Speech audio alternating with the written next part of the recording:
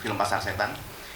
Oke, yang pengen sekali kemudian kita diskusi bersama dengan IDN Pictures, saya, Mbak Santi, Mas Fajar Nugros dan tim, bahwa Pasar Setan ini merupakan film yang mencoba melihat fenomena apa yang terjadi. Salah satunya adalah fenomena konten kreator. Bagaimana konten kreator kemudian menghalalkan segala cara, bikin fake konten untuk mendapatkan subscriber dan rezeki tentunya. Karena itu berbanding lurus ya. Kalau subscribernya banyak, rezekinya juga banyak. Ya. Terus penonton banyak, rezekinya banyak. Nah, bagaimana kemudian ketika mereka ketahuan, kemudian ada cancel culture di masyarakat. Semuanya mengeluarkan judgement dengan gampang dan itu akan bawa beban buat si konten kreatornya. Nah, kemudian bagaimana kemudian mereka berusaha lagi untuk memulihkan nama baiknya. Itu kemudian menjadi kritik buat kami terhadap fenomena sosial yang terjadi di masyarakat sekarang. Yes, dan juga untuk konsep visualisasinya nih Mas Wisnu, ini menarik ya. Karena sesuatu yang sebenarnya udah melegenda, apalagi dekat dengan kita gitu ya, masyarakat di Indonesia, Pasar Setan ini yang bisa diterima secara logis juga. Dan ini seperti membuktikan ke penonton ya, bahwa Pasar Setan itu memang ada. Nah ini gimana Mas, ngebangun dunia bisnis di dalam film ini Mas, silakan. Sebetulnya ini berdasarkan kemudian setelah diskusi segala macam ya pengalaman saya mendaki gunung ya. Ya. Saya juga suka mendaki gunung. Gunung terakhir yang saya daki itu kebetulan saya syuting sebuah film dokumenter untuk Rinjani Ultramarathon. Wow, oke. Jadi saya naik Gunung Rinjani dan ternyata kemudian fenomena tentang Pasar Setan itu tersebar di mana-mana. Tidak hanya kemudian di satu gunung tertentu yang misalnya terkenal, Merapi, misalnya Lawu, ya. Itu kan sangat terkenal ya. Dan saya lahir dan besar di Banyuwangi, di kaki Gunung Raung. Terus di dekat situ ada Alas Gumitir, namanya kalau misalnya kita perjalanan dari Jember ke arah Banyuwangi itu melewati Alas Gumitir. Dan itu dari kecil saya sudah mendengar mitos tentang Pasar Setan di Alas Gumitir. Ya. Jadi ada kebiasaan pengendara untuk melempar koin. Kan ada yang ngawe-ngawe itu istilahnya, kalau bahasa Jawa ngawe-ngawe. Ngawe-ngawe minta koin. Tapi dulu, ya melambai lah.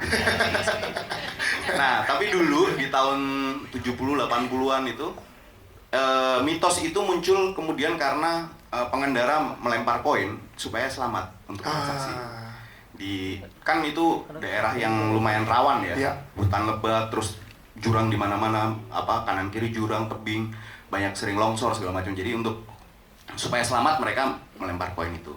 Nah, terus kemudian ketika kemudian konsep Pasar Setan itu muncul, yang ingin saya lihat adalah bagaimana kesulitan kita akan syuting di hutan. Ya.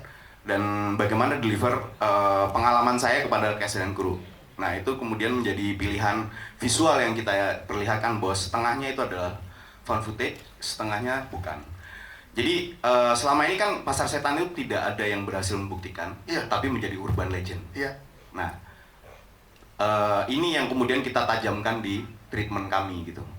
Nah, kemudian juga kesulitannya kemudian ketika kita syuting itu adalah medan yang berat.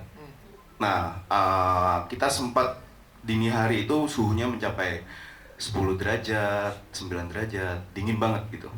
Nah, untung sekali kemudian untuk itu kita sudah prepare segala macam, kita punya equipment yang bagus, disupport oleh Big Armor dan Big Adventure, terima kasih. Yes. Jadi teman-teman kru dan cast juga terjaga keselamatannya terutama di wilayah hutan dan gunung. Oke, sebelum ke jajaran cast Mas Wisnu, satu pertanyaan untuk Mas Wisnu tentang visual ini, ngobrolnya berapa lama sama Mbak Santi dan juga Mbak Winston? Karena kan ini perpaduan antara found footage yang ada gitu kan, sehingga bisa terdeliver dengan sangat menarik untuk teman-teman penonton tadi Mas Wisnu. Silakan. Oke, untuk mendevelop cerita ini kita mulai kita sudah mulai diskusi di Desember akhir. Kemudian di Januari itu masuk penulis yang memberikan tawaran-tawaran. Kemudian kita develop terus sampai bulan Maret. Sampai akhirnya kita sampai skrip yang kita inginkan. Dan saya senang sekali kemudian ternyata Pak Winston, Mbak Santi, dan Mas Fajar Nugros serta tim di IDN Pictures itu sangat terbuka. Jadi saya tidak merasa bahwa pekerjaan saya itu seperti bekerja untuk klien, tapi merasa bahwa saya berkembang di situ dengan ide-ide saya. Kemudian juga tim-tim IDN Pictures kita selalu berkumpul bareng, ada tim script development segala macam yang memberikan saran, masukan dan kemudian sangat kritis gitu. Sehingga itu mempertajam ceritanya sampai kemudian menjadi konsep yang seperti ini. Oke, tepuk tangan dong untuk Mas Wisnu, thank you.